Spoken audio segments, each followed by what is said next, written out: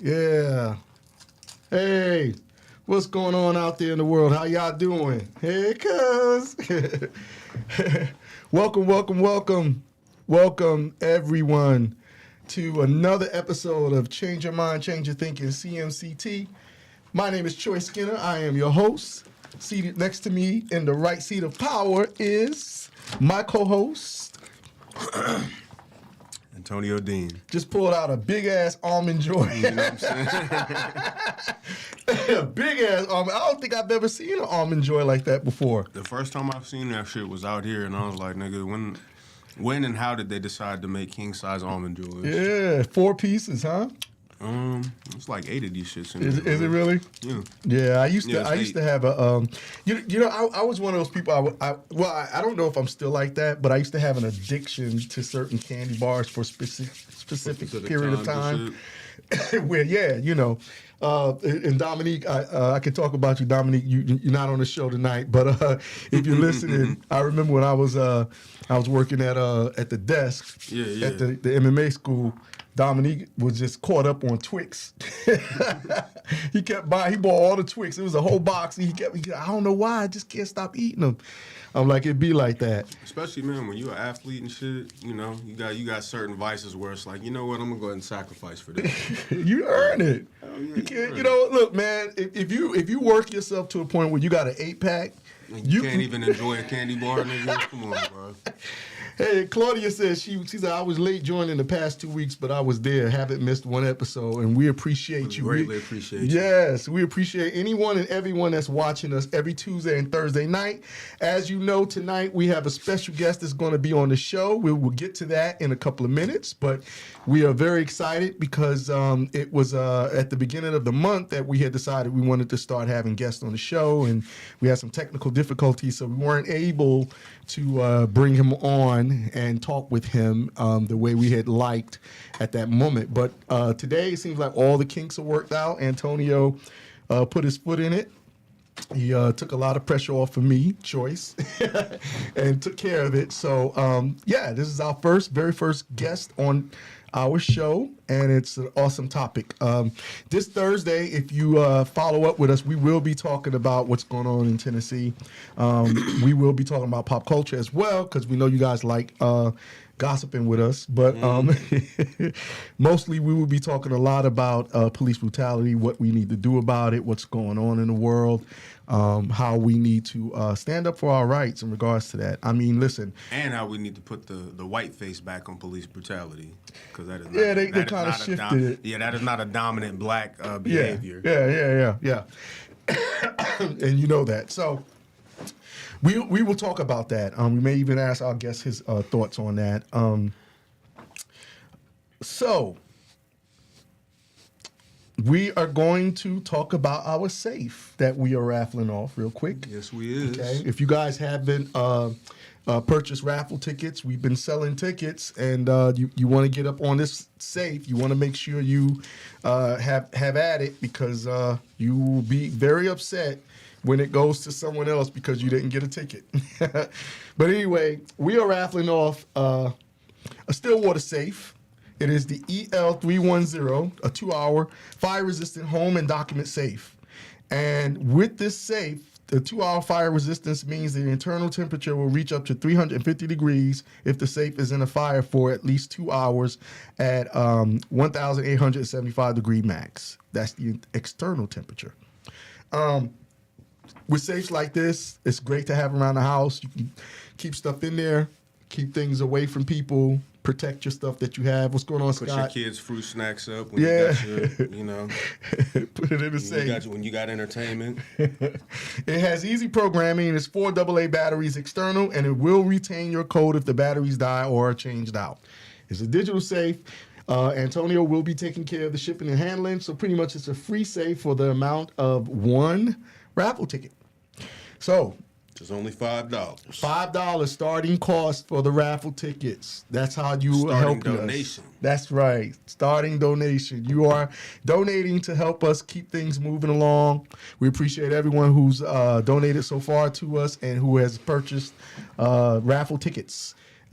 Big shout out to you, Claudia, for your donation to us, and also to Joe Moten, our resident.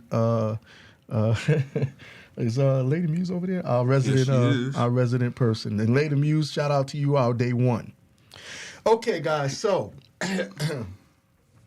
we will be pretty much completely turning our format over to YouTube at the end of February. So you want to make sure that you are following us on YouTube. We need more subscribers. So add us on YouTube. And the best way to do that is to go to CMCT_show at YouTube. If you go to YouTube, just punch into the search window CMCT_show. We will pop up all of our shows, all 40 shows, all 40 episodes of our show are listed on YouTube. Except for number 2.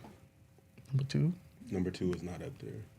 Number 2 is not up there. It's on Instagram though, but I'm gonna download it and upload it. Yeah, it's on Instagram, but it's not up there. What's going on, Luan? Yeah, so if you've missed any of our episodes, mind you, all of our episodes kind of interlock with each other and interlace with each other. So one thing that we talk about on one day may end up on another episode another day, and we say, hey, remember that? Callbacks. So yeah. We recall back, yeah. And we go, hey, remember that episode when we mentioned that in the previous episode? We don't even remember what episode it was, but we know we mentioned it. All right, somebody's asking about these awesome sweatshirts we are wearing. I'm going to turn this over to Antonio. Well, viewers, you know what I'm saying? We got a great sponsor and a Instagram personality, entrepreneur and artist as well, and her Instagram is at dope DOPE by BY Nicole NICOLE. Go and follow her. She's a very artistic individual. Very. And as you can see, you know, she does great work. And by the way, I guess if we could, I got this shit on my finger. I can put it on my face. But you know, even her pullovers and her hoodies have the hoodie pockets on them. You know what I'm saying? So I think that's very unique, as opposed to what most of us do get when we go shopping for hoodies and shit. So you definitely want to reach out to her and go ahead and purchase some merch. Yeah, she personalized these for us, so it's really cool. Yes, sir. I mean, look at that. And again, that's at Dope by Nicole on Instagram. You can find her page, follow her. She also has her paintings and a bunch of other things up there. So go and enjoy some of the content that she creates. Yeah. Excellent creator. Yeah. She paints, right? Yep. Very creative woman. Yeah. Well, she's been she painted something for the image drying max, right right? now, yeah. Okay, Yeah, so it's drying. Okay, it's drying. I'm looking forward to it because she did ask me. She said, "Well, what color scheme?" I was like, "Look, if you're painting something for me, the way it works for me, if Bring it's it from the heart. that's what I want." Because that thing may end up being worth $40 million one day. I seen it. It's dope. I can only imagine. I'll let you know. I can only imagine. All right, I'm still looking. Hey, if anybody out there, if you have old posters, like I'm looking for an old poster of Pam Grier, and it doesn't have to be nude. I just want one with her holding a gun. I think I might put that in the Coffee Brown, Coffee Brown, Foxy Brown. You know, yeah. If you got old posters of Pam Grier, you know what I mean. I was looking online, I couldn't find anything, but it'd be nice to have a poster here at the complex of Pam Grier. All right. Our guests. We're going to talk about our guests, okay? And don't forget, on Thursday, you guys need to come in and really be riled up because we're going to talk about some good stuff on Thursday. How much time? About 5 minutes? Yeah. Sure. Oh, actually, you know what? Because I need to do the topic and shit real quick. Sure. Yeah. My bad. I should have been did that. No, that's, you sent it to me. Well, I mean, for the question. And all Okay. Well, we're going to get to this. You want me to read it or you? Yeah. Yeah. Okay. All right. Stall, whatever. No, I'm going to stall because I know it's going to sound good coming from you. So listen, guys, if you already have an opinion about what happened in Tennessee, please, we're not going to talk about it tonight. We're definitely going to have a big topic about it on Thursday night, and we need everybody to be there to you know, do I add you as a moderator on this as well? Oh, no. No, just the. It wouldn't do anything. Oh, okay, all right. I've learned. Fake ass Instagram. Yeah. I just threw the question in there. Yeah, Mawali. Yeah, I know who you are, brother. How you been? What's going on, man? Appreciate you. Thanks for tuning in tonight. It's going to be a great episode. I agree. So let me give you guys a little information, some backstory on Jackson Drumgoole and I before we go into his bio and bring him in on the show. I moved to Augusta, Georgia back in '87, and I would say in '89 is when he and I met. So that shows you how long how far back this goes. And he was one of the first people to welcome me to the town and befriend me, and we both had an interest in martial arts and music. Very big in music at that time because when I moved from New York to Augusta, I was very big into the music world. And he's my friend, and he's been my friend for many moons. And I'm very proud of him and what he's accomplishing. So, with that being said, we're going to read the bio, and then we're going to bring him into the show. I'm going to read like my life depends on it. I'm pretty sure he's happy about that. It's all on this first page only? I think so. Carry? Yeah, no. Okay. Yeah. Well, everyone, thanks for tuning in.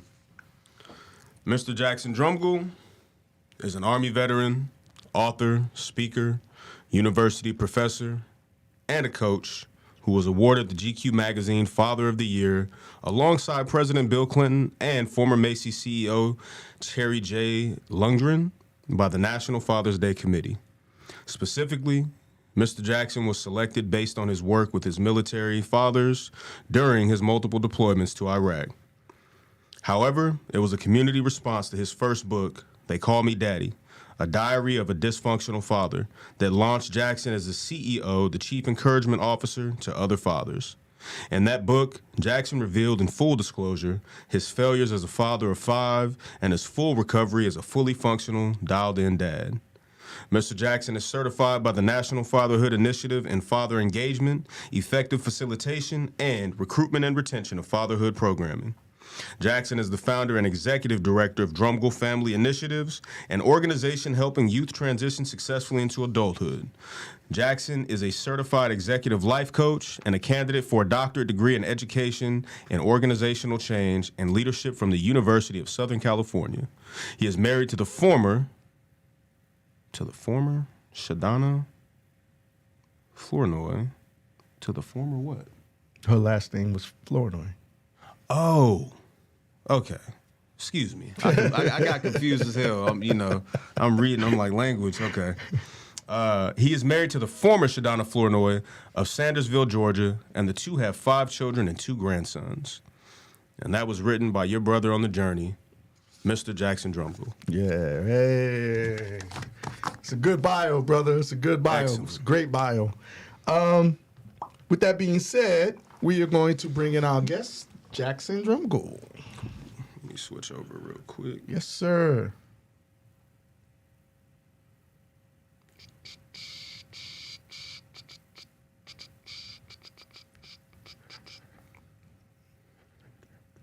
Oh, it's already open. I forgot. I'm silly ass. So let's go.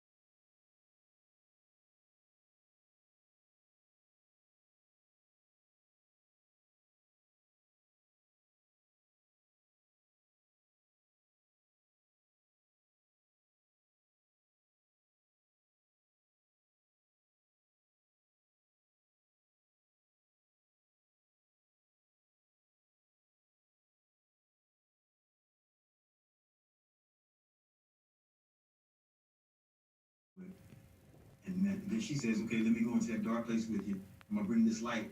We're gonna get up out of here. Let's go on to the next thing. Yeah, that's a great analogy. I mean, because that darkness can be a multitude of different things, right? It doesn't always have to be what you guys are going through. It could be how the world, like, just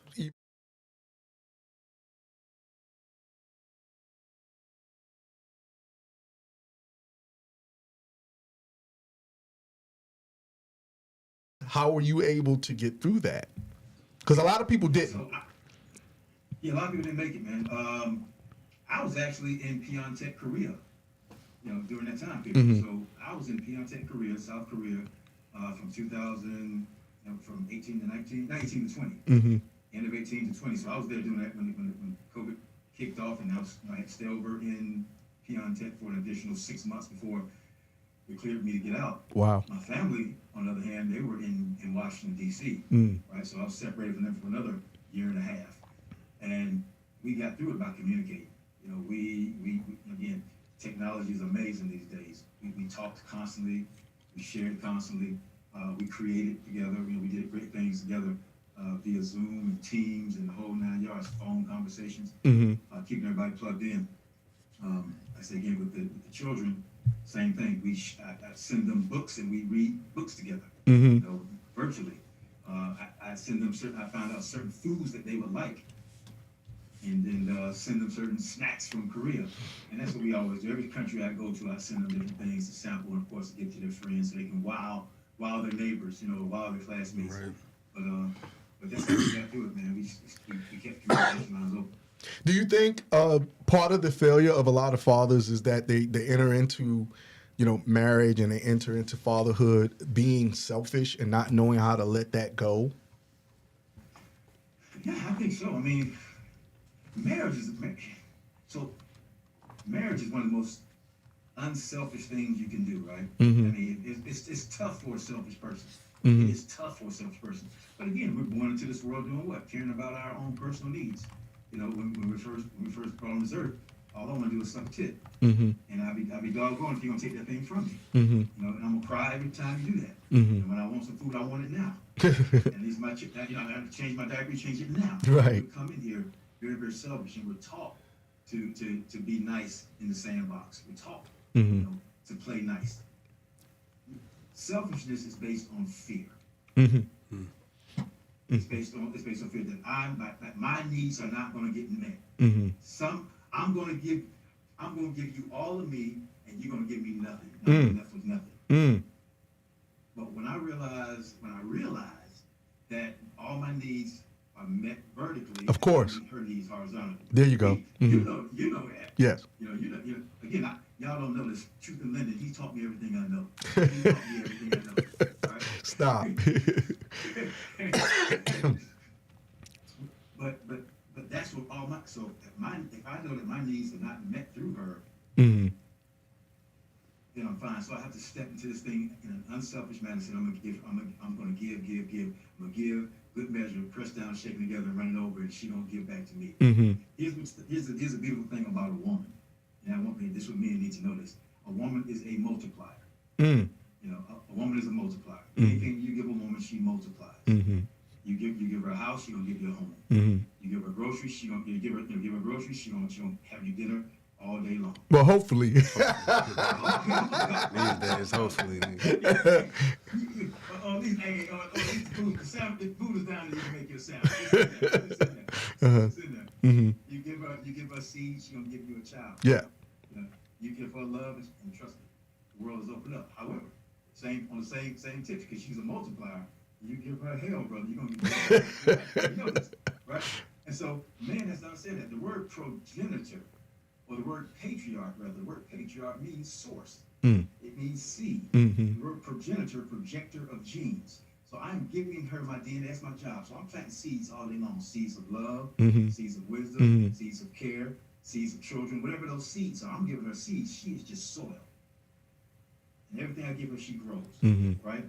And so when if we communicate that way, and I'm living that way, and I'm loving that way, trust me, I'm depositing every day into her love bank. Let me be 100% clear, because I made it clear in that first book that I wrote, like I said, in 2009, 2010, They Call Me Daddy. It was one chapter dedicated to the fact that she left me, and we talk about it all the time, she left me in 2006, 2007 because I was being an idiot, right? And she left me for 3 days. She left me for 3 days, brother, and let me say this, fam, it was the emptiest house that I've ever lived in my life. I couldn't even sleep in my own bed. I slept downstairs under the pool table. I was so, that was the emptiest house I've ever been in. When she came back home, here's what she said. That catapulted me further into this life that I'm living now. She said, there's a king in you, but you acting like a joker right now. You owe me that king. You owe me that king. You feel me? And so that made me stand up tall. And I asked her years later, I said, why did you stay? Because you had every option to go, right? You had every option. You could have left. She said this, and this goes back to my initial point. She said, you deposited so much love over the years, you had enough in your bank. You had enough in my love bank account that made me want to stay. But she could have left. Some of us are withdrawing more than we deposited, but we're doing it based off of fear. We're withdrawing based off of fear that we're not going to have enough.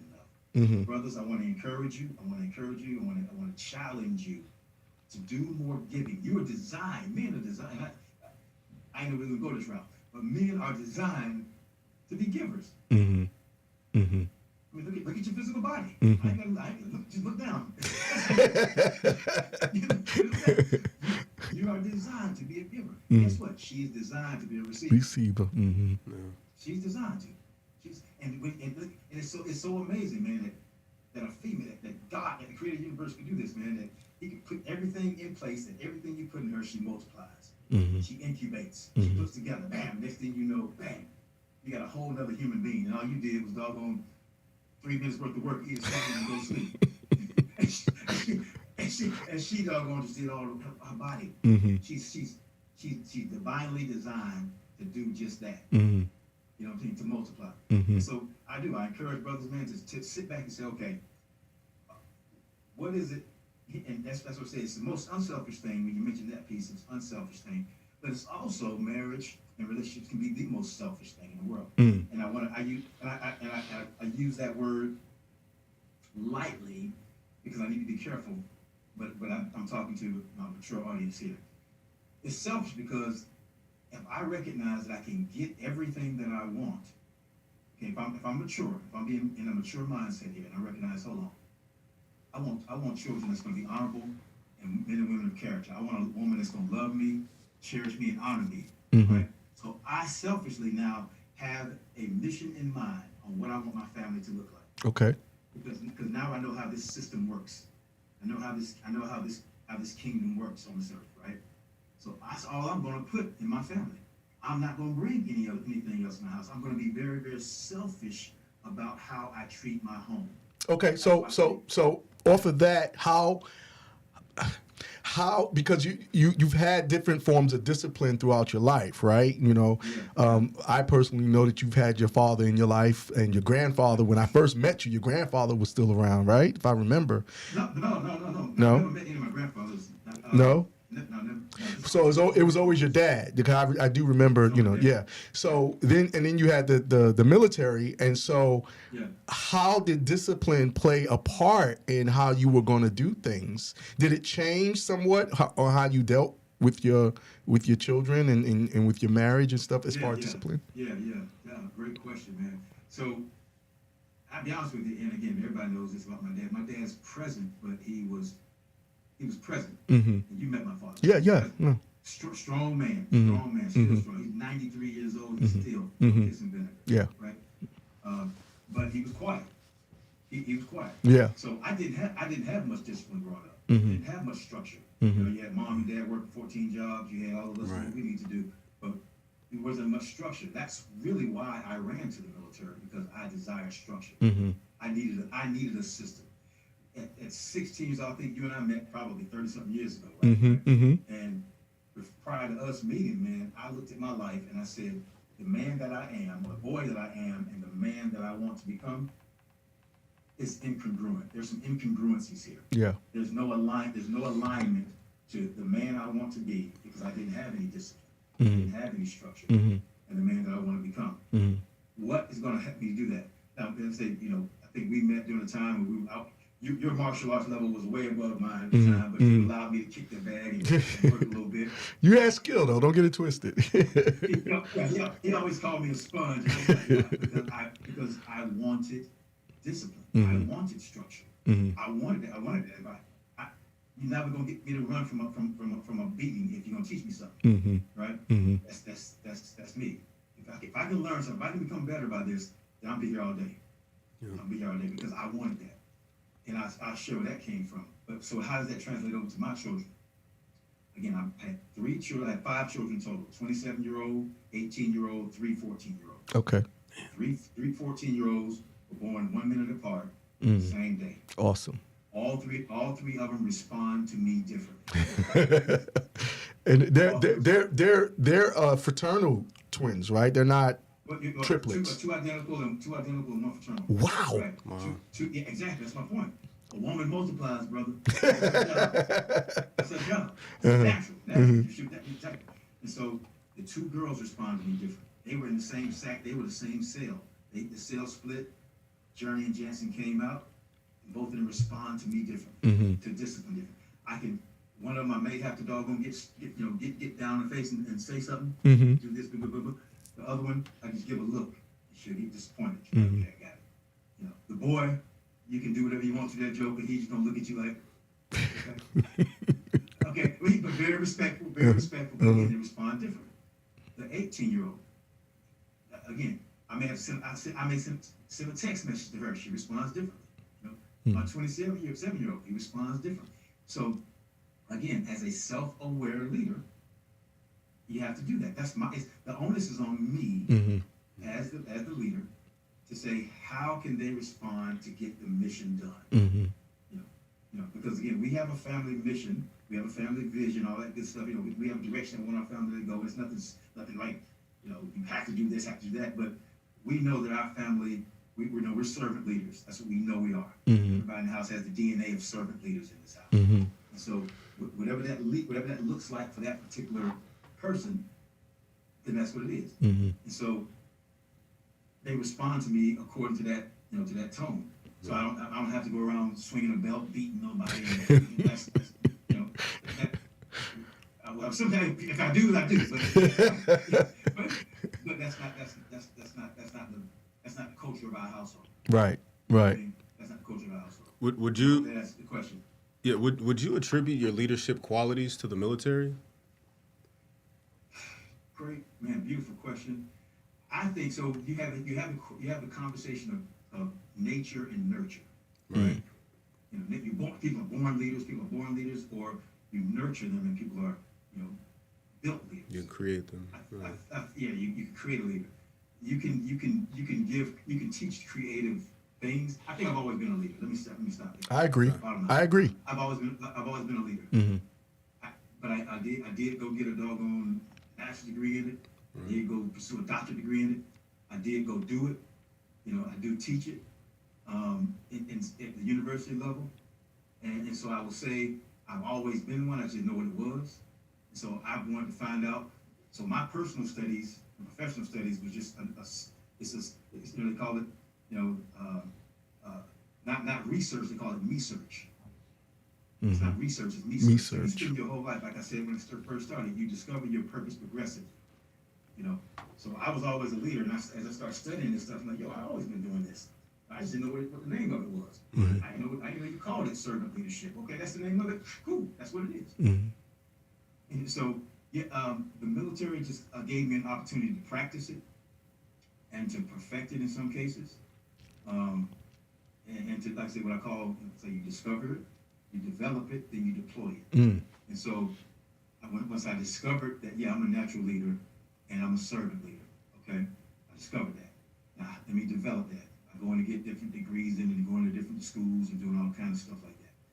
And the third thing was to deploy it to the world. And that's what I do through books and through teachings and through research and through courses and all that stuff. I deploy that gift to the world. And I think we all do that. But if not, we don't. We all need to do that. Because the world needs exactly what you have naturally. We need that. You said there's 2 other books. Is it 2 that are still being developed or that are completed? No, all of them are out there. So They Call Me Daddy 2 book was a book written for stepfathers, step-up fathers, grandfathers, godfathers, other dads, coaches, mentors. It was written, I had a great time putting that one together because I didn't do it. Right. All I did was, I wrote the first chapter and I put a survey together. Right. I sent it out to a bunch of fathers all over the United States, and I said, hey, answer these 10 questions about how you came into your child's life and what that difference made for you and for that child.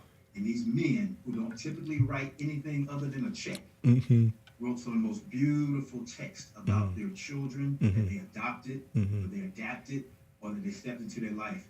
And I'm telling you, brother, tear jerky, because these some big old, these dudes, man, they don't do it for the credit, they don't do it for the fame, they don't do it. They're just fathers, and they're not their biological children. They stepped into their life, and so that was one of the most powerful books that I never wrote. And then the other one is They Call Me Daddy devotional, and it was I think 10 to 20, I forgot what it was, just different daily devotionals that men could read to get to get their day going. So one of them is They Call Me Daddy, Diary of a Dysfunctional Father. The other one is They Call Me Daddy 2, and the other is the They Call Me Daddy devotional. All of them are amazing, easy reads because, like I said, men don't like to be lectured to; they like to be listened to. Yeah. So, how did it come about that you became the Father of the Year with GQ magazine? That was amazing, man. That's like I keep you again. You know me.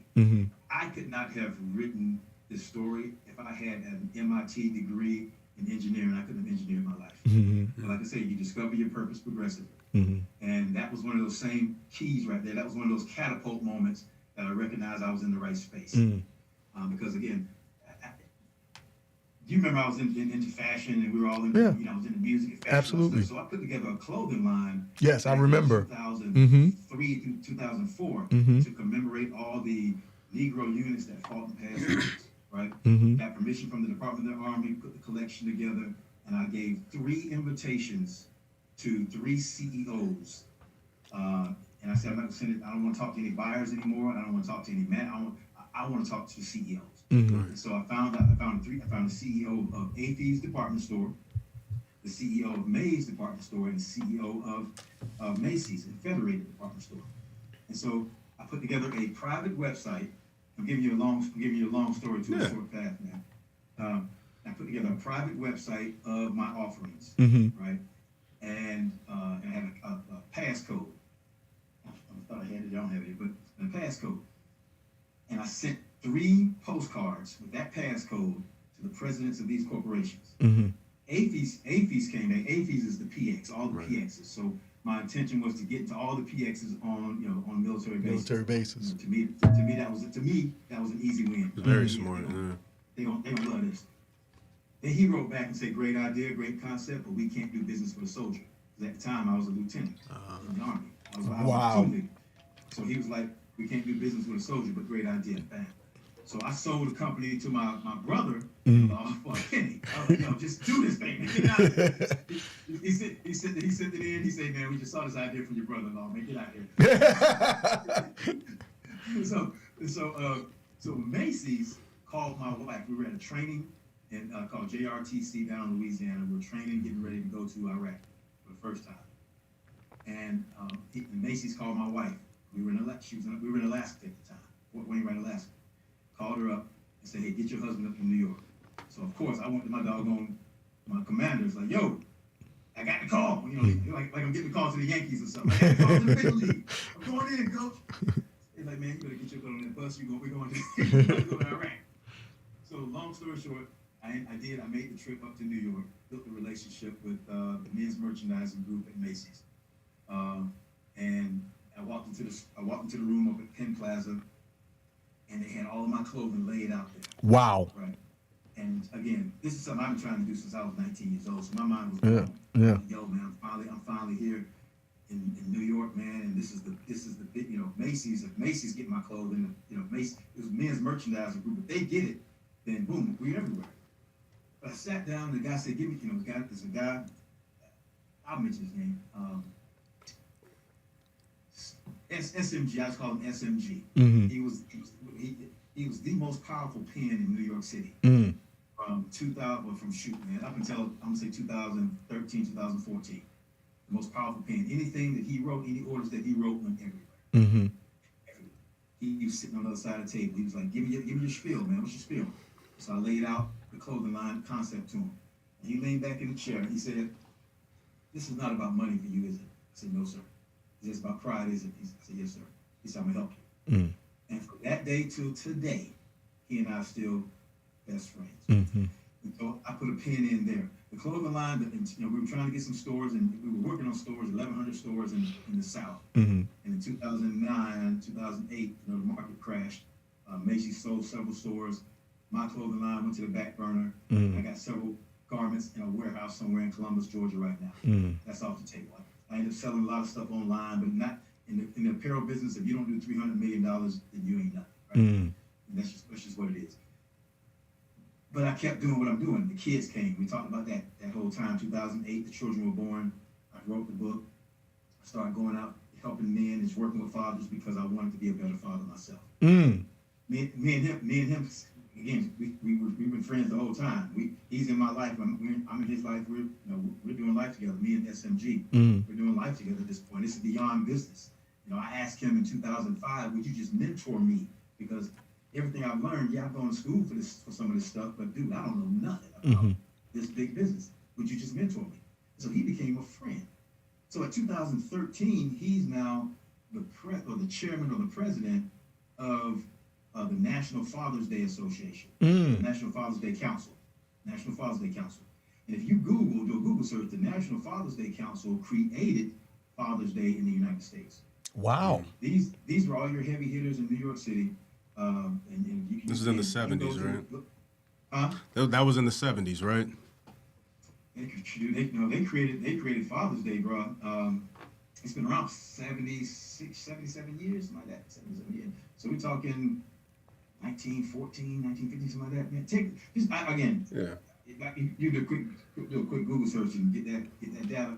But you can look through all. So every year they would honor, a couple of individuals, right? They'd honor different Army generals, other presidents, business leaders, civil rights leaders, and they'd honor these men as Father of the Year every year since 2000. Since 19. I'm gonna say 14 for sake of conversation because I'm not sure. I can't look back. When I did it, it was the 72nd year, so you can do the math. I think it was when I did it in 2013, it was the 72nd year. So whoever's good in math, do the quick subtraction. But he called me up in 2012 when we were on our way to Joint Base Lewis McChord. We were in the car. He said, "Hey, this year we want to honor a normal guy." He said, "Now," here's what he said. Me and him talking, we friends, man. We want to because dude, this is rough. I want you to take a look at the list. Please Google this. Don't take my word for it. Please Google it. Look at all the folks that were honored prior to old this guy right here, right? So he said, "This year we want to honor a normal guy." He said, "Now I recognize you're not a normal guy, but these guys, you're normal. Normal guy. You just Schmo Joe. You're Joe Schmo." So he said, "But I want you to do me a favor. I want you to send your bio. Don't be modest. I recognize how modest you can, how modest you can be." He said, "Put all your military stuff on there. Put all the things you're doing in the community, and I can't promise you anything, but just stand by your phone for a call." That was January, right? About April time frame, I get a phone call. I'm in Virginia at this time in a school, in a hotel room in my underwear. Sitting at the edge of the bed in my underwear, man.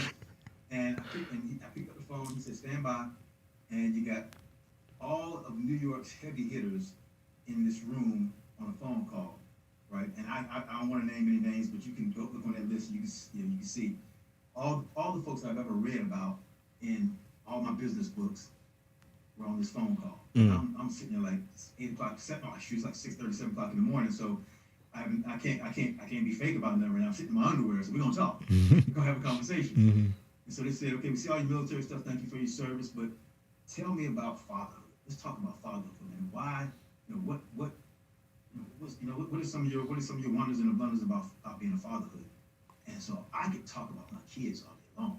I can talk about my mistakes all day long. I can talk about how I want to be a greater example for my children, and how I want to see other men do the same thing, live fully engaged and fully alive in the lives of their children, because I recognize how powerful that pivot is. And so when I hung up the phone, man, and you guys may notice, when you start just rambling and talking, and you get into your head space, you get into your heart space, and you as a musician, as a martial artist, and you get into that zone, and you come out of that zone, you're like, dang, man, I don't know. What did I say? Everybody, and that's how I felt. I felt like, man, I messed this up. So I hung the phone up, and I walked out the room, get dressed, walk in the room, and I got a call. Hey, man, it's unanimous. You're the 2015 Father of the Year. By the way, we're going to honor another guy. You may or may not know him, Bill Clinton. I think he was the 42nd president. Wow. You may or may not know him. I'm like, yeah, I've heard this guy before. And so it was an honor bestowed on me for the work that I was doing with other fathers. But more importantly, man, it's for the work I was doing on me. If I had to be honest, it was the work I was doing on me as a dad, as a man, still today. I'm still working on me as a father. My children will tell you this. If I brought them all in, I apologize to my children at least 2 or 3 times a week for ways I could have handled something better, things I said wrong, or like I said, or direction that I'm going in that family may not buy into. And so how that's how the award came about. I can't say it was well deserved. You'll never hear that come out of my mouth. It was I deserved it. I deserved it. No. Opportunities come at the speed of relationship. Opportunities come at the speed of relationship. Like I said, this individual knew me. He knew my heart. He knew my passion, and he thought it was a good fit. And I'm honored that they did. Well, congratulations to you on that. That's huge. Anytime we're very big. I know you work for all the fathers of the world, but our show, our platform, we're very big on Black fathers. So your thoughts. I want to at this point, because time runs out really fast on our show, but I want to get to an idea of what do you think needs to happen for the Black community to grow better when it comes to that subject of fatherhood. Man, there are amazing Black fathers out here, killing the game, dude. I mean, Matt Presley. Some of the organizations that are doing this now on such a big level. We have to control the media. Now, I'll turn this question back to you, bro, because this is you. If I don't have to turn it. I want to turn it back. We need to control the narrative. We need to control the media. We need to control the stories that are being told about Black fathers. We are not abandoning our children at crazy rates. Statistics show otherwise. We're the lowest rate. Organizations. Say again? We are the lowest rate. Exactly. We're here. We're all hands on deck. We know the damage that was done to us. We had the lived experiences. We don't want that for our children. Did some research some years ago, man, and one of the stats said that, one of the stats said this. It said, absentee fathers are the most effective fathers. Right? And they used Bill Clinton, they used Obama, they used LeBron James as examples.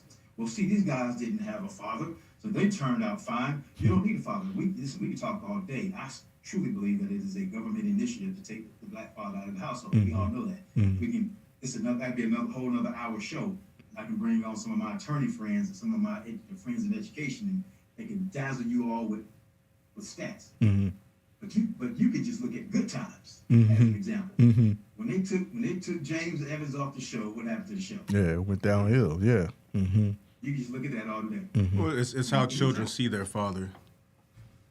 Say it again. It is how children see their father that matters the most. It's not true. Anything. I share this quick story, and I know we got to roll. But when I was a kid, I used to walk from my house to school every morning, and I'd run through this lady's yard, Miss Tillman next door. She's no longer there, so Miss Tillman don't get me. She's no longer there. But she used to have these beautiful flowers in her front yard, and I come and I snatch one of the flowers out and I just leave it there. And I go to school, right? That flower has now, though it is in close proximity to where it used to be planted, it is now laying in all of the forces of the day. The sun, the heat, the rain. The sun, the heat, the scorching heat, all that stuff, and it's laying out there, but it's not planted in its source. I come back home and that flower is dead, and I wonder why. Anything separated from its source suffers. Anything, everything separated from its source suffers.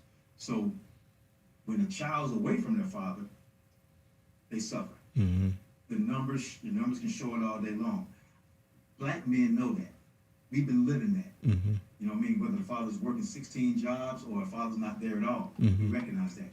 Now back to that stat, because I don't want to leave with that, where the expert said that the most effective father is an absent one. I also addressed in that same book, They Call Me Daddy, how fathers can step in. I'm gonna say one name and watch my man light up. Deron Jackson. Yeah. Okay, feel me. I've never met that man. Yeah. I've never met him. But as 18, 19-year-old Jackson, I heard so much about that individual who stepped into your life and helped shape you to who you are today. That was what, 39, 40 years ago? Yeah. I mean, let's see, it was 39. Because just this January is my 39th year. It's the year that I went in and started training with Darren. See? Okay, I never met him. If I remember right, again, this has been a long time. He wasn't a huge man. No, not at all. 5'8". He's 5'8". Yeah. Wasn't a big man. He didn't take up a lot of room. He didn't take up a lot of real estate and space. But he took up all of the real estate in your heart. Yeah, absolutely. Absolutely. He stepped in and fathered the dog crap out of you. That's right. That's right. Okay. That's right. So that's what. So if you ask a question on what can other fathers do to fill in the gap, it's just that. Or single moms out there, same thing. If you say, well, the dad just doesn't want to be involved. I'm not good at twisting arms. All right, I'm not gonna try to do that. That man has to get the revelation for himself. But what you can do is you can find a Mr. Jackson. You can find a coach who has that capacity, who has that bandwidth, that's willing to pour himself into the life of other people. Well, you see a lot in the black community a lot of times when men do step up and become leaders that women usually fall in line and want to help in order to, to support whatever's going on. You have programs currently. Let's talk about those before we lose time, because I definitely want to plug a lot of what you got going on. You got so much going on. Let's start with at least the thing that's on your shirt, the symbol and the logo, Fathering for Effect. Yeah. Fathering for Effect. Fathering for Effect. It's a program that I put together, man, to kind of capture all the stuff that we've been talking about here. I take men through a 5-step, called 5-pillar program, a 5-step program. It's helping men to discover their pattern. We talk about pattern, we talk about provision, we talk about preparing, we talk about protecting, and we talk about avoiding passivity. And I get we take it through a 6-week program. Can you elaborate? I'm sorry. Can you elaborate a little bit on avoiding passivity? Yeah, absolutely, man. Avoiding passivity means to live with intentionality, right? And develop. So all the things we talk about when we talk about, because you can't talk about one without the other, because all of them are linked in. When we talk about patterning, it's literally about modeling the behavior that you want to see in your family. I can't sit here and be abusive to my wife and expect my children to treat each other well, right? Okay. I can't expect my children to at least want to be lifelong learners, and if I'm not one myself. Though I hated school, I love learning. I don't want to sit in the classroom, but I love learning, right? And so as a lifelong learner, I can't expect them not to do that. To prepare, my job, like I told you, my job is to help my children and my family find, follow, and finish their God-given purpose. Help them to discover, develop, and deploy their gifts to the world. So that means spending time with them, find out what their natural gifts and talents are, find out what their natural proclivities are, and help them to find their purpose in life, help them to deploy it to the world. You know, protection. That protection piece is just that. If I plant a garden, do I just now leave it for the wild animals to come get it? No. I got to protect that thing. I got to make sure I know who their friends are, know what conversations they're having. Like I said, it's one of the can be the most selfish things in the world. But I got to make sure I control, or at least can help shape that environment. I don't just let the world raise my kids, right? And so that's where it goes to the avoid passivity part.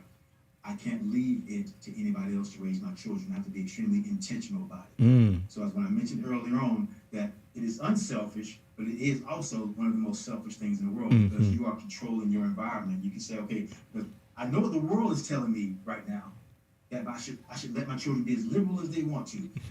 My son could be a daughter if he wants to. My daughter can be 5 guys if she wants to. No, I don't have to. I don't know. I don't have to.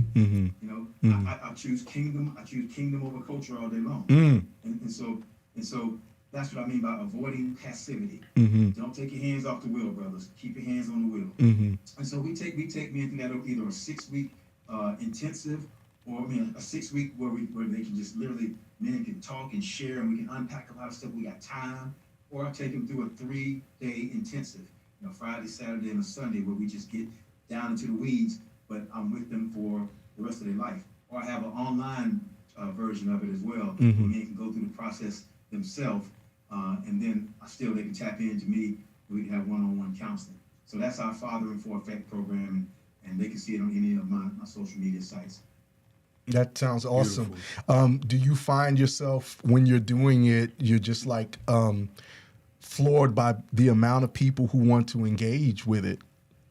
Bro, I'm telling you, you want to give it more time. I am floored by it because again, the first couple of weeks or the first couple of times we go through any of these things, men will say, man, listen, first of all, I didn't have a good relationship with my father, so he's asking me to pattern something that I've never seen before. And so now you really get a chance to sit in that and see what that looks like.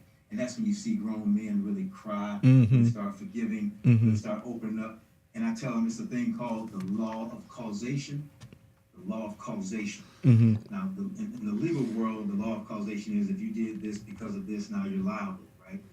But the law of causation I'm talking about is because you are sitting in this room, because you are listening to my voice, you're a lifelong learner. Because you're here, you want to learn this stuff. You want to become a better father. So I have no doubt that because you didn't have a good pattern, because you didn't have a good father, I have no doubt that you're a great father. I have no doubt. And so when I share that with brothers, dude, you wouldn't be here if you didn't want to be a good father. Right.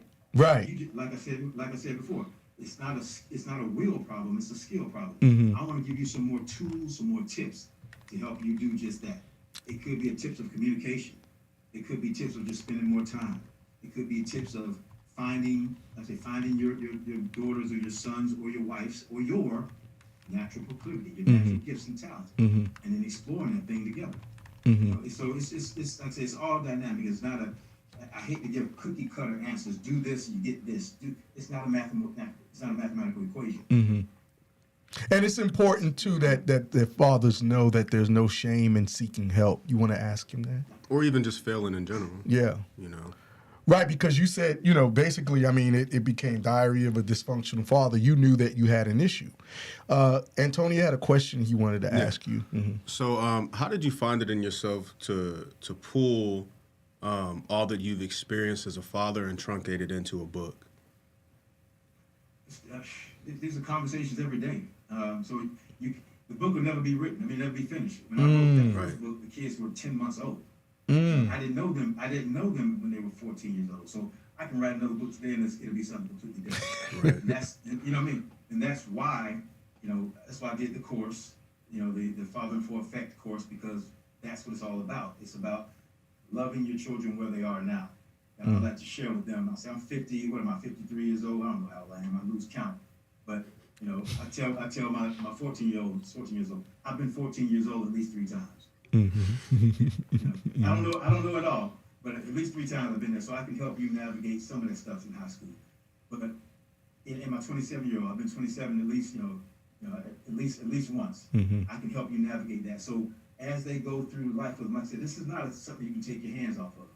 So I could write a new book today, and it would say something completely different about all 3 of those. Right. But the key is, I'm working on it every day. Every day. And I want to encourage Antonio and everybody else to do the same thing. Just be intentional every day. I noticed you and we had lunch recently, breakfast recently, and I noticed you're very time sensitive. Very time sensitive. That's part of that sacrifice that and I don't like using the word sacrifice because to me love is sacrifice, but that's part of that love of having the intention and the attention of being there for them, because is it both girls that does wrestling or just one girl that does wrestling? No, so I got the 18-year-old does wrestling and the 14-year-old girls, they do club track, so they travel all around running track. Wow. Well, and the boy does wrestling too. Wow. And the other boy plays football, so it's like I said, it's a full life, man. And you make sure that you're there for them more than anything on those times. Yeah, absolutely. Even if I can't be there to sitting in the stands, that I'm texting them, we're talking through it, or I'm sitting with them when they come back home, and we talk through whatever engagement they went through and how they navigated and try to coach and teach and mentor as much as possible, before, during, and after. Yeah, you're not one of those overbearing sports dads, right? No, man. No, I'm not that guy. Just communicating at another level. Yeah. He said Or just communicating at another level. Yeah, absolutely. Question. Let me ask you, as far as currently now, I know you got a lot of other things happening. You're very involved with the community as well too, right? Can you talk a little bit about what you got going on now with that? Yeah, absolutely. So, I like to say I walk around with a bookcase approach to what I'm doing in life. So you heard about the fatherhood initiatives, but on this end over here, you still have hurting children. And so what we did was we put together. So I'm the CEO, founder, or whatever you want to call it, president of Drumgoole Family Initiatives, a nonprofit, working with at-risk youth that are aging out of the foster care system. So these are 18 to 25-year-olds who are aging out of the system. And most people, once they get, when most of us think about foster care, we think about, the cute little 3 and 4-year-old, and I'm gonna get you through 12 years old, get you through high school, and then, salute the flag. But when these kids leave the system, they typically self-manage. And some of these stats may or may not shock you, but 46 to 55% of the children who age out of foster care become homeless by the time they're 21. Yeah. When I was in LA, I saw a huge, serious issue with that. Absolutely. 80% of the children that age out of foster care have some form of mental health illness due to adverse childhood experiences and other traumas, right? 70 or 60+%, according to the National Foster Youth Initiative, or Institute rather, 65% of the females that are in sex trafficking come out of foster care. Here in Augusta, that number is 75% or higher due to the Masters Golf Tournament and I-20. Wow. Right. So what we did was we developed the Bridge Builder Community. The Bridge Builder Community we're working on it right now. We're building 10 tiny homes and a 3,200 square foot community center. And we're going to be working with the city right now on placement. Working with them, they're going to give us a park. We're going to purchase a park from the city, and we're going to build initially 10 tiny homes where they can provide independent living, life skills training, mental health counseling, job skills training, and all those life skills and support services to help them to transition successfully into adulthood. They'll have care managers, case managers, we don't call them case managers, but they're care managers and youth advocates to help guide them through the process. So yes, I'm working with the city closely on that. The county commissioners, the mayor, we've gotten partnerships from Augusta Tech, all the other universities here, several mental health agencies, several businesses have come along and said, yep, I'll support them as soon as we get these kids in here. They can work here, they can work there. Wow. So the city's wrapping around this. So we're getting the Home Builders Association involved now, so we can get the homes built. I'll start off with 10 homes because we want to be as responsible as possible. We want to make sure that all of our memorandums of agreements are in place, make sure all of our charters are in place. We want to make sure that we don't drop the ball on these babies. And so we could rush to failure and build 100 homes, but the housing piece is not the only issue. Right. Yeah, we gotta take care of the housing, make sure they have a place to eat and sleep, and they're safe. But it's all those support services that are really, that are really the backbone of our organization. Plus, one thing I love about it is they'll always have a family. They'll always have permanent connection to a community that cares, and that's what the Bridge Building community is about. So we're doing our capital campaign plan between now and the end of March, maybe April timeframe, where we'll be going out to the community at large, going out to industry to kind of fund this project, and we'll start building probably the end of the summer, first of fall, and taking the applications during that time period. And probably this time next year, we'll have our first cohort on the property of the Bridge Builder community. But we're looking at the Harrisburg area right now as our key location to doing that. Again, we'll start off with 10 homes, probably max out with 25 tiny homes in Augusta, and then hop to another area. That's phenomenal. I mean, and we here at CMCT, I know I can speak for both of us, will help in any regards other Absolutely. than in regards to anything that because that's huge. We're very big on, like, a lot of times people propose things but they don't put the work into effect, and we're very big on that. You know what I mean? Can you talk about the difference of experiences that you've had as a black man throughout the world, because you've traveled, right? So you've been can you tell us where you've been in the world and what that energy was like in different places compared to being here at home? So you say here in the U.S. or here in the South? Let's elaborate on all of it, because it's all pertinent in my opinion. Yeah, it is. So in Europe, absolutely amazing, man. I mean, people are watching us from around the world. Mm-hmm. People are watching us from around the world. So I'd be walking down the street in Germany somewhere, and in Frankfurt Saturday afternoon, and a sea of blonde-haired, blue-eyed people, but I see one brother in the crowd, and we make eye contact. But more importantly, man, everybody's rooting for us outside of the country. Say that all the time. South Korea, same thing. They're rooting for you. They're rooting for you. They recognize the struggle and the strain. They recognize that. I heard one brother from Ghana. He said he hadn't heard of race until he moved here. He didn't know that was even a thing. Wow. Until he moved here. We didn't talk. He said, "Why? Everybody looks like me. Everybody, in Ghana, everybody looks like me." Right. So he didn't hear that. So again, treated extremely well in Europe. I was treated extremely well in Korea, in the Middle East. In the Middle East, they call me Abu Jackson. Abu Jackson. They call me Abu Jackson. And there were certain things that I could get done in certain communities that my white counterparts couldn't, because of relationship. More accepted. Far more accepted. I used to I had a badge on me. And on the other side of my badge, I had all of my children, right? And so I step in meetings with different principals, I was the intel advisor to the Ministry of Interior of Iraq at one time, and so every time he'd see me, he'd grab my badge, he'd turn it over, he'd point my kids out.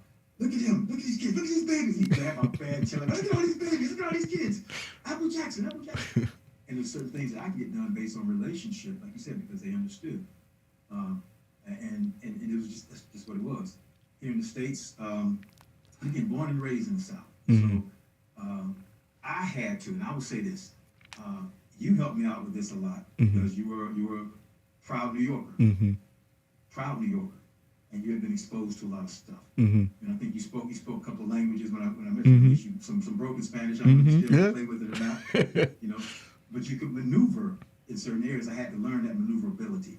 I had to learn my power. I had to learn my feel me? Mm-hmm. My father, I say he's 93 years old. So that means he was born in 1930 in the Jim Crow South. So what he taught us about Caucasians and white men was something I didn't need to carry with me in my adulthood. Mm-hmm. That a white man could come and burn your house down if you build, anything you build, he's gonna come burn down. Well, guess what? That was his lived experiences. Mm-hmm. Mm-hmm. That was his reality. But I couldn't make that my reality. I needed to go see something different to create a different reality for Right. me. But let me ask you a question. Was it in, because we talk a lot here on the show about the history, was it important that you knew that history? Oh, yeah. Okay. Absolutely. And I tell you, and my wife and I, we recognize we have to do a better job at sharing that history. And I think, if we ask what the problem is today, I think that is one of the biggest problems. We saw that in the children of Israel, the same thing. They stopped talking about the history. Same thing with us. We stopped talking about it. We need to talk about the history because our 20-something-year-olds, our 30-year-olds, our teens need to recognize the burdens that our ancestors bore on our behalf. If you're 60 years old or 55 years old and younger, you're the first one to benefit from the civil rights movement, right? So you and I, are the first ones to benefit from. So they didn't. We need to share that story. We need to talk about that more often. I know they get tired of racism doesn't exist. Racism doesn't. Okay, I got it. I feel it. I got it. However, you need to know why. You need to know where. You need to know what this looks like. And so I needed to know that. But at the same time, I needed to create. I need to see something different for me to, because you become what you behold. So I need to become something different. Like I said, that incongruency. Yeah. So I needed to behold something different. So me going around the world and seeing a different perspective, seeing that I was accepted, seeing that my brilliance truly was a brilliance. When I say my brilliance, meaning not my intellect, but the gift that God gave me to deal with any environment and to come in any place and create synergy. That was something that's a gift. I can go in any room on anywhere on the planet. I can go in any country and find a friend. Anywhere. You can drop me anywhere. I'm gonna come out of there. I'm gonna have me a friend. I'm gonna find common ground with somebody. Anywhere on the planet. That's a gift. Well, they're more attracted to you because of who you are, as a Black American in other cultures as well. I recognize that. The world is always watching us. We say that multiple times, nearly every show. And that's a power that a lot of us don't realize we have. Yeah, exactly. And I tell you, I think I've been to 2 different countries, no, 3, and people say, "Are you from Augusta?" I say, "What?" They say, "Are you from Augusta, Georgia?" It can be foreigners, right? Because there's something special about this city. This is a melting pot. I mean, this is like, okay, say New York's a melting pot. I would say probably this is what's this thing called, a pressure cooker? Yeah. I think this is a pressure cooker because you have that. Again, probably where your studio is. I'm not sure where your studio is, but you got Woodrow Wilson's house right downtown, right? Former president of the United States. You go down there. Didn't know that. I'm driven by there. Oh, okay. He was one of the most racist presidents that we've had, right? Right. Yeah. He's the one that played that movie in the White House. Yeah. Yeah. Right. So you got that dynamic. One of the most racist people in the South, or racist place in the South. Then you have James Brown. Then you have Madam Butterfly. Then you have all the folks that came out of Augusta that just blew up the world. There's something. It's a pressure cooker here. If we could tap into that pressure, right? Because we've changed the dynamics and trajectory of the whole world. Just out of Augusta. We talk about just a couple of people, right? If we can tap into that, then I tell you, we got something special. Well, yeah, but because I see that's kind of like you, and I just spoke to someone else today in regards to making change. I think that's where it starts. You change the infrastructure, you change the thinking of things, because what your program, your project seems like is phenomenal. That's phenomenal. I mean, what you're looking to do. I know we spoke about it previously, but to have you speak about it on air, I think it's also what brings things into fruition. So, in essence, to the future, what do you have on your plate? And then I wanted to segue too into the conversation as a father you have to have with your children about stuff like, you know, being pulled over and stuff like that. Have you had that talk? With my drivers, absolutely. I have only a couple of drivers, a 27-year-old and 18-year-old. So yeah, we have those talks, and how they're viewed, seen. How can I say this? We live in an area right now where we're a minority, right? And they go to a school where they are, you know, a minority, and so I have to engage in those conversations every day, especially how my sons are treated, how my daughters are treated in school, how they're seen and viewed by certain Caucasian teachers, and the mantle that the matter and the mantle that they have to carry themselves under, and they say it's not fair. It's not fair. Yeah, I got it. Tracking. It's not fair that your friends can do certain things, can wear certain things, can get away with certain things. I got it, but that's our reality. This household. Yeah, you represent this household, and under the guise of our family culture, this is what we expect from you. And so they don't want to hear, like I said, they look at us with the dry face and like, oh God, gonna hit us again. Yep, one more time. One more time. They're gonna talk about it again. So absolutely, we had these conversations, like I say, far too often. But again, never enough. And I'm not trying to make them. I tell them, guys, I'm not trying to make you racist. I'm trying to make you aware. Yeah, good one. Yeah. Some people's world just don't like you for your skin color. You got to understand the brick wall. Yeah, you got to understand what's there. That wall. Just understand it's there, and I'm gonna help you navigate it. Your daddy gonna help you navigate this thing. Just keep listening to me. Well, thank God you're in their lives, man. You know, and I can speak. I know around the country, there's lots of fathers that are in their lives, and this is it's a rough time right now. What else you got on the plate? Because I know you got this, you know, the thing that you're doing right now. Are you any political aspirations? No. my whole focus right now is to create this community, called community of care, this ecosystem of excellence, the Bridgeville community, and make sure we service these children the way they need to be served, man, the way they need to be taken care of and provided for. So that's the primary focus, and to create more partnerships in the community. Like I said again, I can't wait to get you brothers to come out there and of course, teach them, teach everything that you're doing, because like I said, the quickest way to grow in capacity is to pour yourself out in other people. Like I said, like Mr. Jackson did to you, brother. I know I keep mentioning it, but you were pivotal in that time period of my life too. And I learned so much from him, and I never met him. Right. But I always saw a leadership quality in you, and it's something that I was telling somebody previously. You know, we are all born with a certain personality, and when you go through life, you go through circumstances and you go through different trials and things that help to mold you and groom you. But it takes people.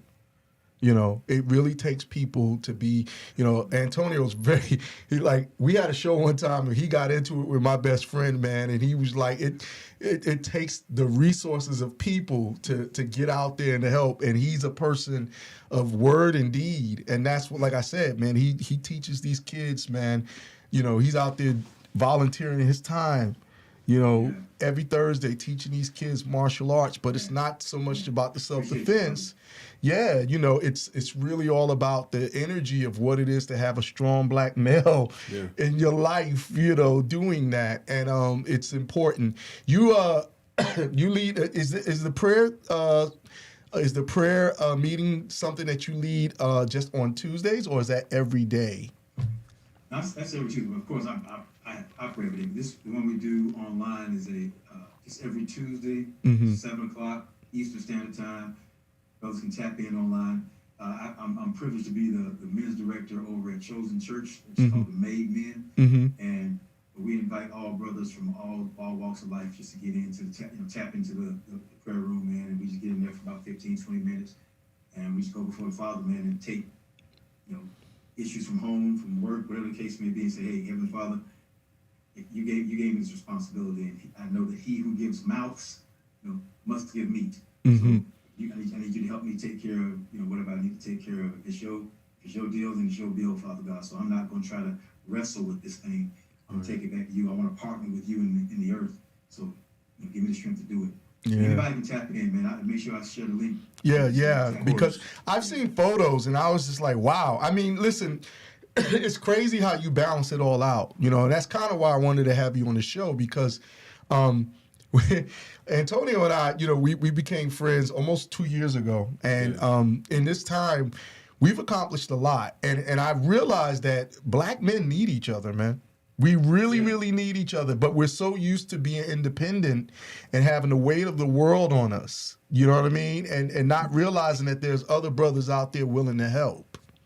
Yeah, you said this. I'm gonna put you on the spot for a second. you remember as we were growing up, and you were teaching me how to back kick. Yes. Right. And you told me to do a pirouette. You remember that? Wow. Yeah, come on, bro. You told me to do a pirouette, and the pirouette was the power wasn't in the feet, the power wasn't in the legs, the power was in the focus. Yes. You told me I was in focus, so I'm turning here, and I'm here, right? Right. I never take my eyes off of that point. That's right. So same thing with balancing everything else. There's no work-life balance. There's zero work-life balance, right? It is 100% focused. Whatever I'm working on at that time, that's what I'm focused on. So I'm not gonna give my wife 8 hours sleep, 8 hours in my work, whatever, 8 hours. No, that's impossible. If I'm at home for 4 hours, I'm fully engaged and I'm fully alive at home. You know, and that's what we have to work on. If I'm working on the Bridge Builder Community Project, and I happen to be there for 16 hours a day, while I'm there, they're gonna get 16 hours. If I happen to fall asleep in my car for 15 to 20 minutes to an hour, 2 hours, or wherever on the floor, and I'm gonna focus on sleep for that 2 hours. When meditation music on, I'm gonna wrapped up, I'm gonna block myself out. Right, fam? I'm gonna focus on sleep for 2.5 hours. It's not about balance. Right? It's about focus. So I'm sure you've thrown a kick when you were off balance. Yeah. That head, right? Yeah. Right. Same thing. And so it's not. Men get that out your head. It's not about I gotta balance this thing. No. While you're there, be there. Give it. While you're present, be present. That's Makes awesome. sense? Yeah, no, absolutely. I agree with that. I ain't even tell everybody you know how to do a pirouette. I mean, No, not at all. Because that's something that I still use that concept because it's something that I learned from a teacher many years ago before I even got into martial arts. He was talking about how is it that people spin. I just literally saw footage of as a kid, he has the autism. Yeah. And he's listening to music and he's spinning. I mean, it's amazing to watch. And he comes out the spin and he's not dizzy. And it's because of the way he was spinning, you know, it was such a focus. He was such in a space. And it's one of those things. How do you deal with parents who have children with learning disabilities and mental disabilities? Learning disabilities. Well, I am one. So clinically diagnosed with dyslexia, ADD, and about 4,000 other learning disabilities, as they would say. Wow! Right? Wow! I call them superpowers. I I call them superpowers because that's how I'm able to. I had to learn. So I have a couple of kids. A couple of my kids they learn just like I do. You know, there's several different ways to learn: kinesthetic learning, auditory and visual. And so what I do in my home is because I recognize that I learned that later in life, at 30, 40 years old, that I'm a kinesthetic learner. And how I learn is I literally just lay back. I don't take notes. I have to lay back and listen. I have to let the lesson bathe me. Okay. And I become it.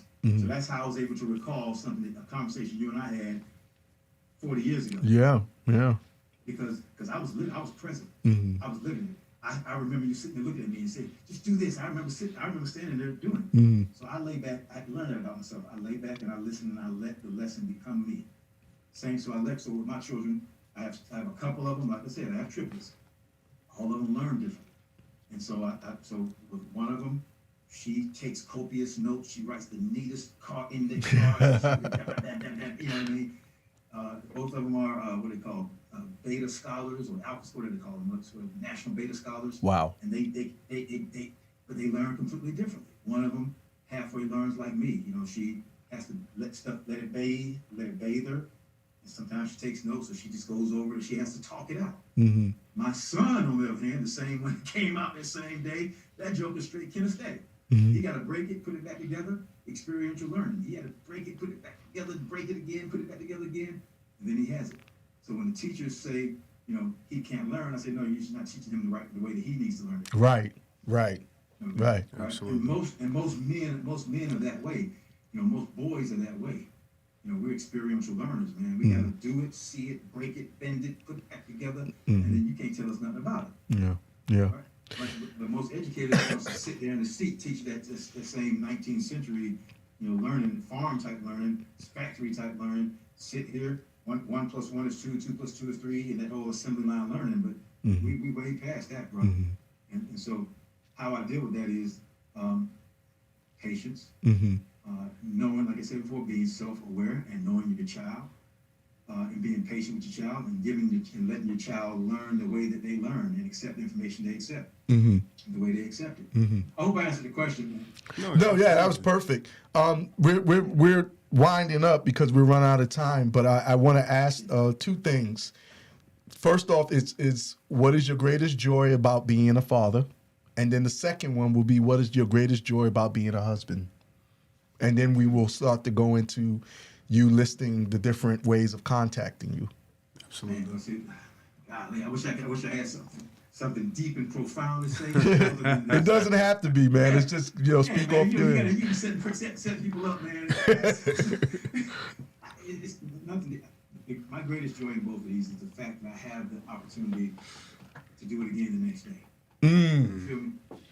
I get the opportunity because, again, I keep saying this, man. I apologize more to my wife and children than I've ever. I get a chance to grow in grace every day and become a better man for this every day. My oldest son, he said, because everybody knows I love sports cars. I've been wanting a Ferrari and a Porsche, since I was 12 years old, right? I had a 360 Medina. All I wanted was a 360 Medina. When I saw him 12, I was like, I was getting a 360 Medina. Bam, that's what I'm getting. 911 Porsche. Bam, I want that thing. But I purposely put those aside until I can get my family where they need to be, right? And so, I got 15 kids. All I got is SUVs in my driveway right now. Whatever. Y'all feel me. So my son, my 27-year-old, came up to me. He said, "Dad, I bet you have that. If you ain't have all these kids, I bet you have that Ferrari and that Porsche right now." I said, "Son, if I didn't have my kids, I wouldn't want it." Ooh. Okay, you all make me want more. You all if it were up to me, if it were just Jackson Drumgoole, I'd probably be living by a tent, by some water, with a bicycle. You feel me? I probably wouldn't want as much as I want. I definitely wouldn't have accomplished as much as I've accomplished. My whole fathering for effect and they call me daddy thing comes from stem from my doggone children and my family. Right. Everything that I'm doing that the world cares about that's coming out of me right now is because of them. That's why I know it's not about me, it's beyond me. Yeah. Absolutely. So again, I get up every day excited and joyous about the fact that, man, I get a chance to do this again tomorrow. I get a chance to learn something else about me. I get a chance to explore something else about my wife, explore something else about my children. And guess what? Because I'm discovering it, I'm developing it, I get opportunity to deploy it to the world. So whatever I learned here from last night, guess what? I'm gonna put it out tomorrow. That's awesome. So I got constant content, man. That's awesome. So, the audience, hey, Hiram Murray. Listen, it's funny how we have somebody that just checked in. He's an amazing father as well. Someone that I met in Los Angeles. He's got a little group of kids himself, man, and he's raising them up. Actually, one of his sons is in the military. He went off and went into the military. Hiram Murray, I could speak volumes about this brother.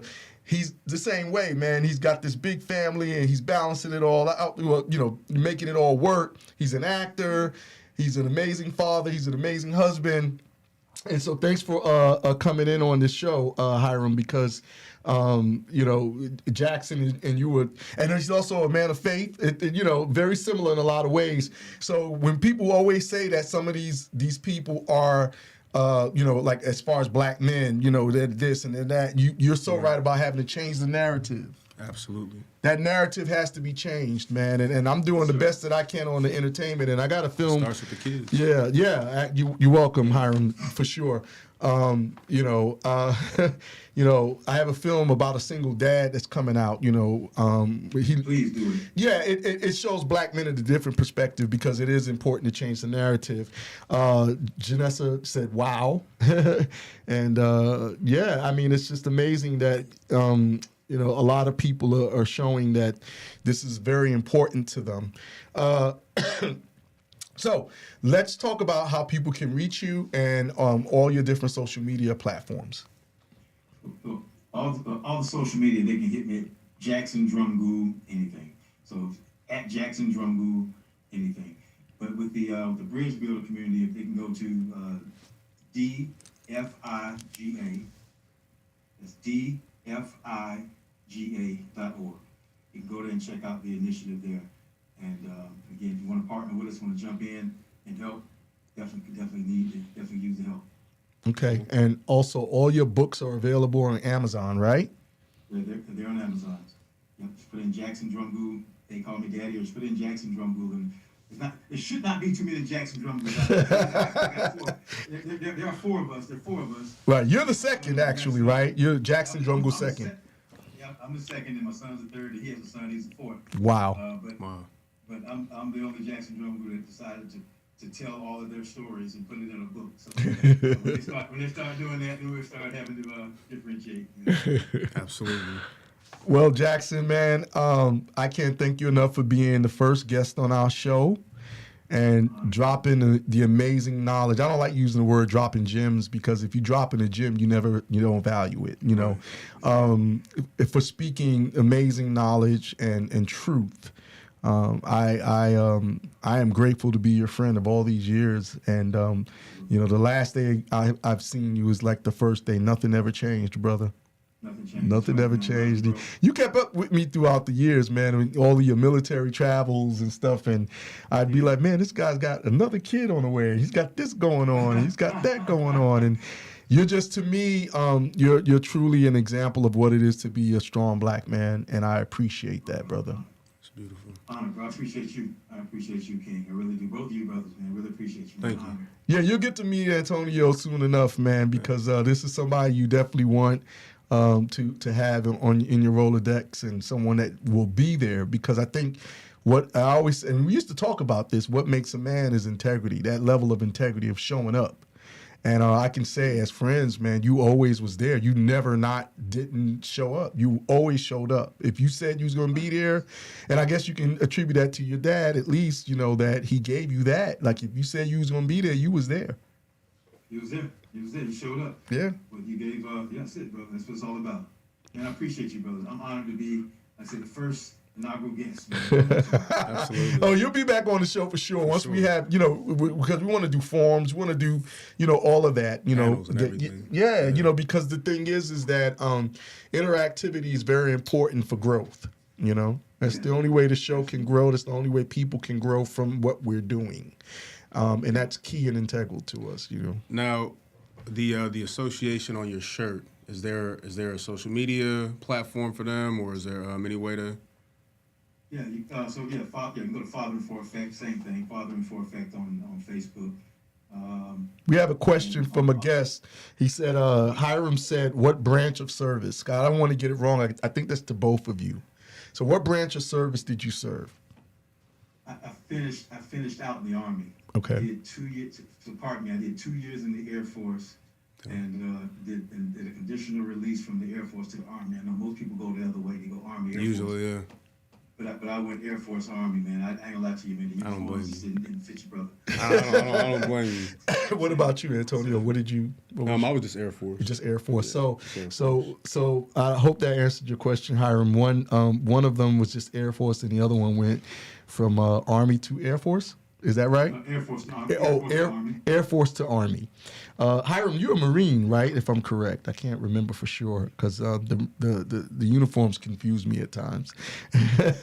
And Hiram said, "Thank you for your service, guys." Again, Thank you. Absolutely, thank you. yeah. And Joe Moulton said, "Thank you, Jackson, for sharing your love and wisdom." Absolutely. Yeah. Thank you, brother. Yeah. Thank you. He said he won't hold it against you guys. I think he was a Marine. He must have been, he must have been another branch. Here we go. Yes, he said he was a Marine. I remember the pants with the blue and the red stripes. So that's what he said. Yes, I was a Marine. Right. I hope everybody's well with you in LA, Hiram, the kids and everybody. I know I saw the missus online recently, and yeah, he's laughing out loud. Yeah, look, man, thank you for your service. You know? They said thank you for your service. Semper Fi. Well, Jackson, man, we're gonna let you go. Thank you so much. At any time, you're always welcome here on the show. I love you tremendously, gratefully, and until the day that we're in front of the Lord, singing in the Hallelujah choir, brother. For sure. Thank you, brother. Yeah, thank you so much. God bless you. You have a good night. God bless you. Have a good night. Yes, absolutely. Yeah, Hiram, it's good to hear family all well, brother. Yeah, your sons, man, and everybody, all the kids, man, your boys, man. Everybody growing up big and strong. Guys, thank you for joining in with us tonight. Our first guest. Wow, we did it, man. Antonio made it happen. And shout out to Jackson Drumgoole II, very good friend of mine and a very amazing person. And same thing to all of the people watching the show. If you're a parent or if you're in marriage and you're making it all work, blessings to you, because we're in times that there's a lot of struggle and a lot of adversity in things. So we plan on having more guests on the show. People who can contribute to our listeners and the community. Yep, we're holding tryouts. So if you want to be on the show, you got to come try out. You got to try out. Yeah. So again, we will be transitioning completely over to the YouTube platform in the end of February. February is going to be a very interesting month. If you guys see it in yourself, we have a link tree. Make sure you go to Linktree, CMCT_show, if you want to feel in your heart to donate to us or get up some of these raffle tickets so you can get this safe that we have to raffle off. We appreciate you guys listening to us and being a part of us. This Thursday, once again, it's Pop Culture Night, but we will be dedicating a large portion of our show to what's going on in Tennessee and police brutality. It has to be spoken about.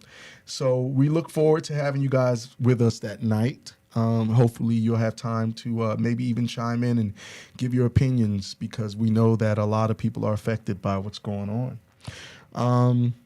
Anything you need to... Well, I'm teaching karate tomorrow, so that's all I know. It's tomorrow, but the kids are on Thursday, right? Oh, Thursday. Well, Yeah. I teach karate almost every Yeah, day. you have private classes, so yeah. I'm teaching karate every day. So if you want to reach out, learn some karate, learn some self-defense, bojuka, or even spiritual training, that's something that I offer on a case-by-case basis. It just depends on what you're dealing with and what you're going through. Okay. Yeah. Yeah, and that could be done also through the link tree, or Yes, it can. You can hit us in our email, which is cmctshow@gmail.com. Again, that's cmctshow@gmail.com. Thank you. We continuing down the list, or? Yes, you too, Hiram. Have a blessed night, man. Thank you for tuning in, guys. Appreciate it. No, I mean, I think we're good. Good. All right. Well, look, reach out, get them tickets. You know what I'm saying? Show some love, man. We appreciate it. Thank everybody for tuning in. Big and shout again, out to to our Nick. sponsor. Yes. Dope by Nicole. That's at DOPEBYNICOLE. Go ahead and pick up some of her merchandise. And I believe she takes custom orders. You might get your name on your pocket or something. No doubt. Y'all have a good night. Thank you guys for tuning in. One more time, shout out to Mr. Jackson Drumgoole. Thank him for his service, not only to the country, but to the community, and especially the young black men and women who are in need. Yeah. Wow. So, y'all have a good night. Thank you. Let me, and I turned it down. Muscles on his lonely back. I stay calm and fact. I've been on the grind so long, hoes can never call me that. Please keep it short. I don't speak for all the rap. I'm your mechanic. I don't want no parts of whack. Keep throwing darts and wax. I'ma melt you. Every beat got a birthday. I just make it special. If you came to wrestle, maybe we can do that. Check and bring the dosage and show you where your shoes at. Exactly where the proof at. I ain't gotta prove stats. I don't need the hookup. I've been staying blue-black, straight from where the news at. Life-size showdown, story I survived. Made them live remotes down, painting what I wrote now. I imagine it, I'ma grope the canvas. Every stroke is passionate. Ask him why he smashing shit. I'm just practicing so I can get it in when